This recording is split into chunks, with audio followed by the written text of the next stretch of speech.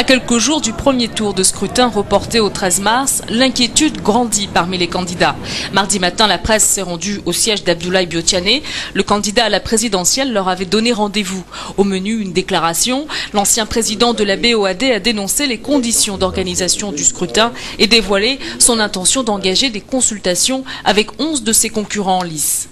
Tout en saluant une fois encore l'heureuse initiative du président Zinsou et du président Soglo, j'ai décidé de prendre contact dès aujourd'hui avec tous les autres candidats et toutes les autres forces politiques de notre pays afin que nous puissions prendre ensemble l'initiative d'un nouveau dialogue en vue d'un nouveau consensus susceptible de nous tirer réellement et définitivement de l'impasse actuelle.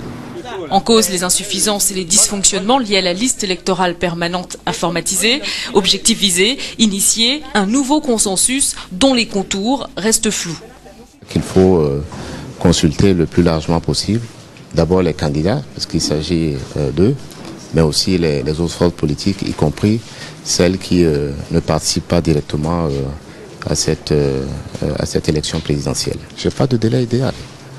Le délai idéal, c'est que le calendrier consensuel actuel puisse être respecté, c'est-à-dire le 13 mars et le 6 avril surtout. À 5 jours du vote, l'incertitude demeure sur plusieurs points litigieux, notamment le recensement des exclus de la LEPI et la distribution des cartes d'électeurs. C'est pourquoi les déclarations se multiplient. La veille, les anciens présidents Émile Derlin-Zinsou et Nicéphore Soglo avaient lancé un appel à la paix et à l'apaisement à l'endroit de leurs concitoyens pour la tenue de l'élection le 13 mars.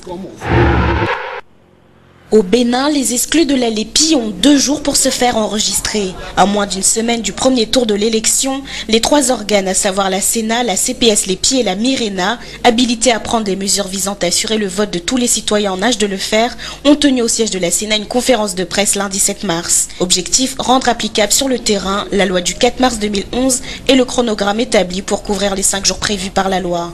Tous ceux qui ont manifesté à un moment ou à un autre leur volonté d'être prise en compte dans le cadre du processus LEPI et qui jusque-là ne sont pas encore inscrits sur cette liste électorale nationale et unique. Il s'agit des recensés lors des opérations du recensement porte à porte mais non encore enregistrés, à savoir ceux qui n'ont pas satisfait aux prises de données biométriques.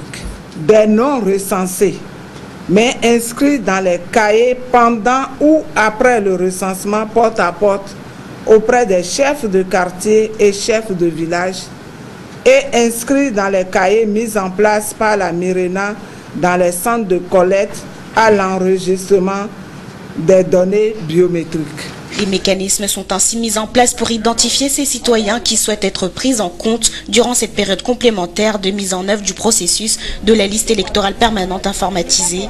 D'ailleurs, les responsables de ces institutions les invitent à se manifester rapidement. Mon message, c'est que, à mes compatriotes, que les uns et les autres n'attendent pas le dernier moment pour se manifester dans des opérations aussi délicates que la réalisation d'une liste électorale informatisée permanente. Nous pensons que ces jours supplémentaires ajoutés susciteront davantage d'engouement et nous apprécierons au cas par cas.